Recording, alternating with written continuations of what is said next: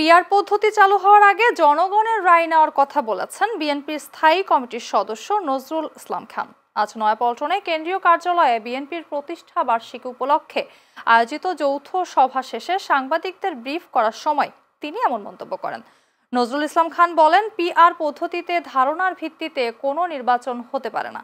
জনগণের কাছে জিজ্ঞেস না করেই তাদের উপর এই চাপিয়ে দেওয়ার চেষ্টা চলছে। এ বিষয়ে জনগণের মতামত নেওয়ার কথাও বলেন তিনি।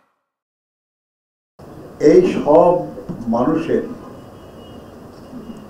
ত্যাগ এবং রক্তের বিনিময়ে আজকে প্রায় 4 যুগ ধরে বিএনপি বাংলাদেশের অন্যতম প্রধান রাজনৈতিক শক্তি হিসাবে প্রতিষ্ঠা পেয়েছে।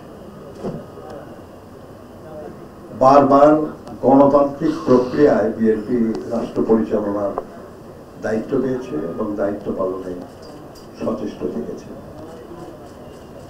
সেই বিএনপি তার জন্মের প্রায় 4 যুগ অতিক্রমের সময়ে এবার 47তম প্রতিষ্ঠা বার্ষিকীতে কিছু কর্মসূচি পালন করতে যাচ্ছে।